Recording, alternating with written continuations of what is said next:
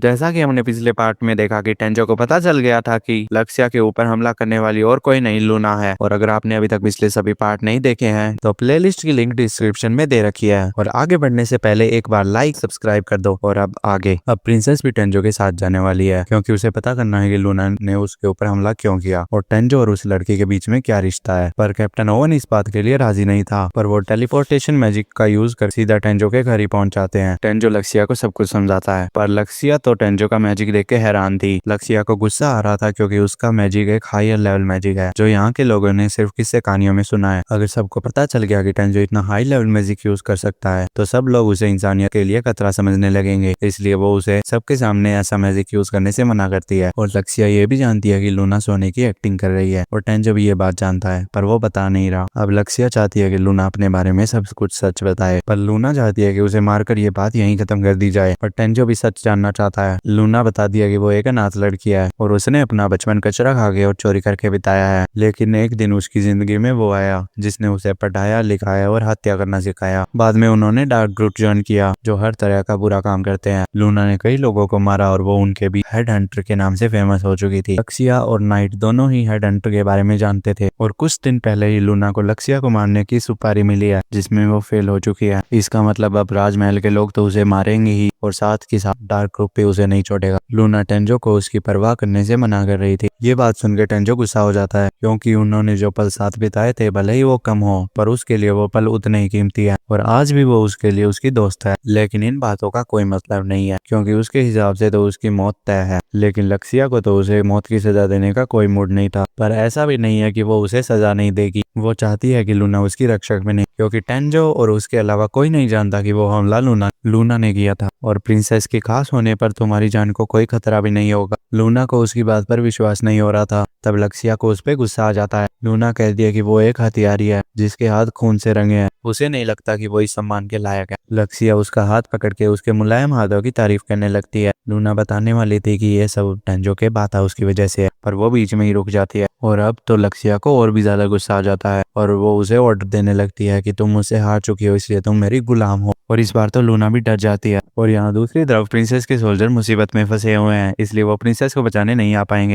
और अब तो लूना ने भी लक्ष्या की बात को मान लिया था, इसलिए लक्ष्या उसे बात हाउस की बात पूरा करने को कहती है। तब लूना बताती है कि टेंजो के पास एक जादुई बात हाउस है। ये सुन के लक्ष्या भी एक्साइटेड हो जाती है और वो उसमें नहाने की जिद करने लगती है। वो नहाने के लिए लूना को तो अपने साथ ले जा ही रही थी, साथ में वो टेंजो को भी आने के लिए ऑफर करती है, लेकिन टेंजो साफ मना कर देता है। अब वो दोनों साथ में बात हाउस में नहा रही है। तब लक्ष्या लूना से पूछती है कि क्या वो टेंजो को पसंद करती है, जो सुनकर लूना घबरा जाती है और वो तुरंत मना कर देती है। तो लक्ष्या टेंजो से शादी करने की बात करती है, जो सुनकर लूना चिढ़ जाती है। और अब लक्ष्या का शक यकीन में बदल गया था। तो लूना कहती है कि उसे खुद नहीं पता कि ये फीलिंग्स क्या है, क्या ये प्यार है या कुछ और। लक्ष्या लूना को समझाती है कि तुम्हारे अंदर मेरी तरह ही टेंजो के लिए प्यार है, यानी उनके बीच जंग होगी टेंजो को पाने के लिए। लूना भी इस चैलेंज को एक्सेप्ट कर लेती है और बात हाउस से आने के बाद लक्ष्या खाना बनाने की जिद करने लगती है, पर उसे तो सही तरीके से चाकू भी नहीं चलाना आता। लेकिन उसकी जिद की वजह से उन दोनों की जान जाते जाते बची। तो आखिर में टेंजो ही खाना बनाता जो उन दोनों को पसंद भी आता। टेंजो के खाने की तारीफ करते करते लक्ष्या उससे चिपकने लगती है, जो देख के लूना को जलन होने लगती है और वो टेंजो को उसे खाना खिलाने के लिए कहती है, क्योंकि उसके घाव अभी तक ठीक से भरे नहीं है। तो टेंजो भी उसे खाना खिलाने लगता है, क्योंकि चोट भी उसी की वजह से लगी। और अब रात में लूना और लक्ष्या दोनों एक बेड पर ही सोती और टेंजो बाहर अलग सोता। अगली सुबह टेंजो लूना और लक्ष्या को लेके जंगल से बाहर आ जाता, जहाँ कैप्टन ओवन भी उनका इंतजार कर रहा। तब कैप्टन ओवन उस नई लड़की के बारे में पूछता है, तो लक्ष्या गलती से यह भी बता देती है कि लूना ने उसके ऊपर जानलेवा हमला किया था। ये सुनते ही सारे सोल्जर उसके ऊपर तलवार तान देते हैं। तो लक्ष्या उन्हें समझाती है कि अगर लूना को उसे मारना ही होता तो कल रात जब वो दोनों एक साथ सोई थी तब भी मार सकती थी, जो सुन के ओवन हैरान हो जाता है। सारी बात सुनने के बाद कैप्टन ओवन कुछ देर के लिए तलवार नीचे करवा देता है, पर ओवन को उसके ऊपर अब तक पूरा यकीन नहीं है। तब टेंजो उन्हें बताता है कि वो आज भी उनके साथ राजमहल नहीं आ पाएगा, जो सुन के उसे झटका लगता है। पर किंग टेंजो से मिलने का इंतजार कर रहे हैं। अगर ये सब कुछ कल उनके साथ नहीं हुआ होता तो वो कल उनके साथ आने वाला था, पर आज टेंजो को स्कूल जाना है और वो ये चीज यहाँ नहीं बता सकता, इसलिए वो कहता है कि उसे एक जरूरी काम है। ओवन भी मान जाता है क्योंकि वो भी यहाँ कुछ नहीं कर सकता। तो कैप्टन ओवन टेंजो को राजमहल का रास्ता दिखा देता है और अब लूना भी उनके साथ जाने वाली है। पर रास्ते में ही